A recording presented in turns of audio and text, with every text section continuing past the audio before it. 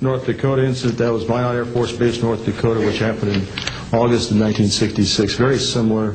UFOs sighted over missile silos, and also a UFO incident that was investigated by the Air Force immediately after our incident within a week. I'm willing to testify to the truth of all these matters that I've spoken about this in front of Congress under oath. Thank you.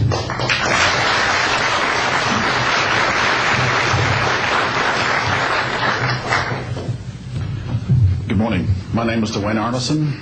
I served 26 years as a communication electronics officer in the U.S. Air Force, all over the world, including Vietnam. I was lucky to be selected to be commander of 3 different units in the Air Force. I held the top secret SCI TK clearance, and for those who don't know, it is slightly above top secret. I retired in 1986 as a colonel at Wright-Patterson Air Force Base in Ohio. I would like to relate about 3 different experiences, if you will, that relate to UFOs. As a young lieutenant over in Germany, Ramstein Air Base, Germany, back in the early 60s, I was in charge of the cryptographic center. I had a top secret crypto clearance at that time, and I can clearly recall seeing a message that went through my crypto center which said that a UFO had crashed on the island of Spitsbergen, Norway, and the team of scientists were coming to investigate it. Going forward to the 1967 time frame, I was assigned to the 28th Air Division at Great Falls, Montana, and I was the officer in charge of the communications center there. Also, I was a top secret control officer for the division. I had a crypto account. I was an account custodian, and I also passed out nuclear launch authenticators. During that time, I can recall seeing a message come through that communications center which said, basically what Bob was just got through talking about, is that a UFO was seen near the missile silos and the missiles were deactivated. Coincidentally, the person that Boeing sent to investigate the particular missile conditions, if you will, what made them shut down, was my first manager at Boeing, Mr. Bob Kaminsky, who has since passed away.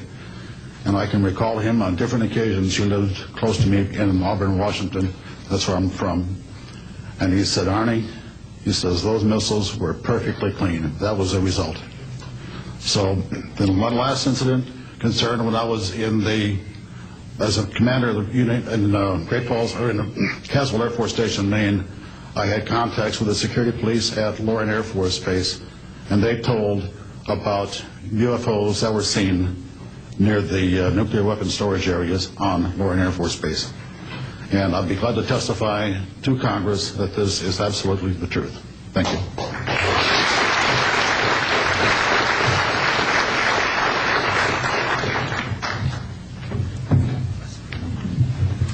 Good morning. My name is Harlan Bentley.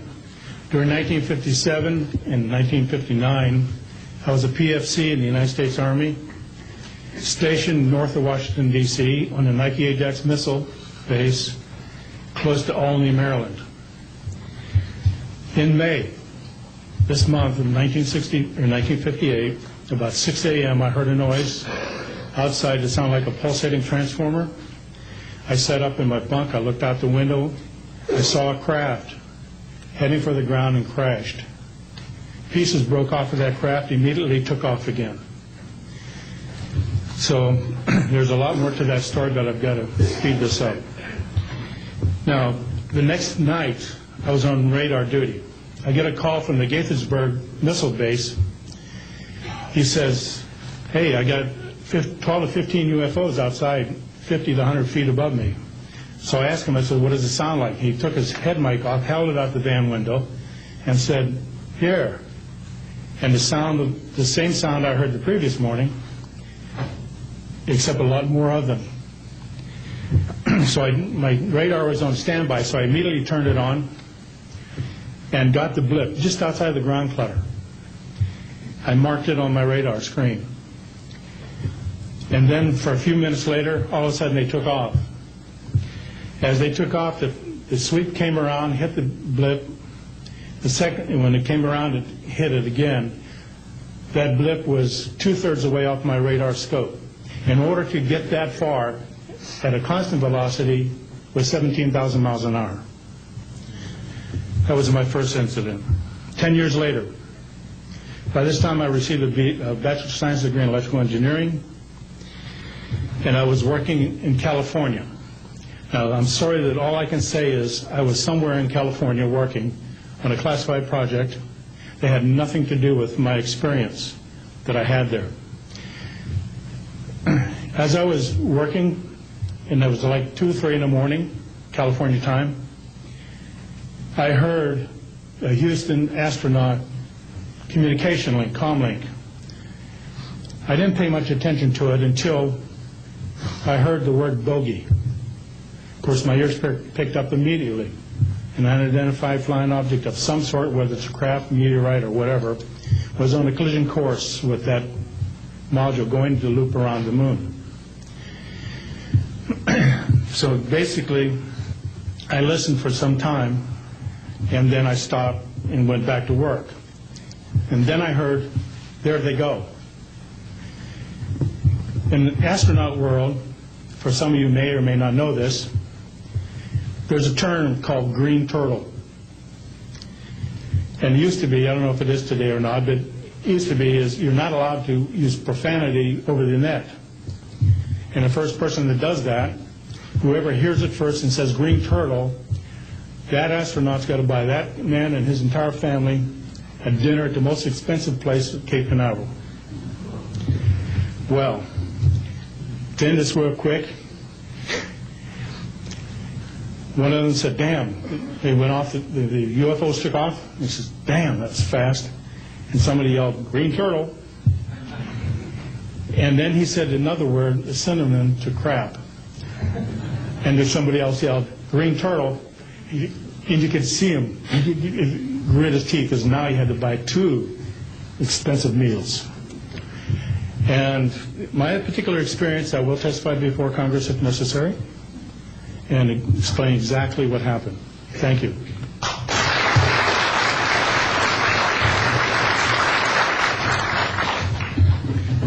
My name is John Maynard. I'm a retired Army. I retired as Sergeant First Class.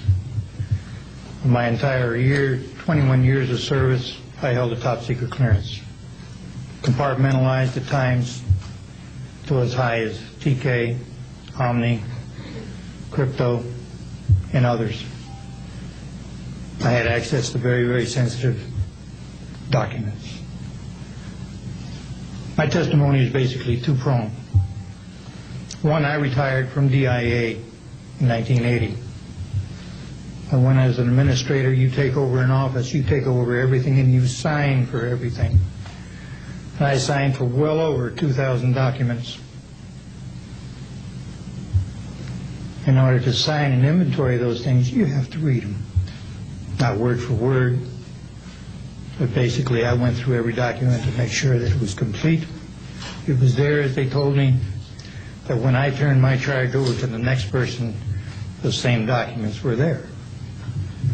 So I got quite a good knowledge of what was going on in those documents, and believe me, there are many, many different references to UFOs.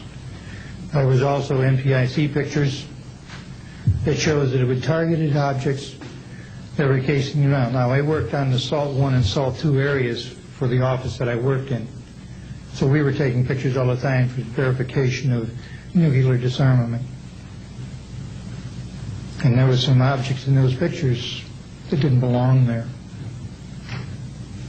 The second prong to this whole thing is that a lot of people talk about conspiracies over a shadow government.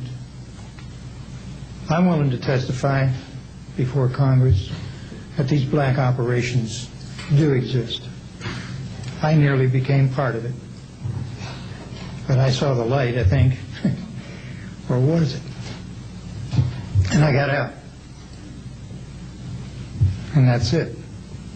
We have to disclose what we know.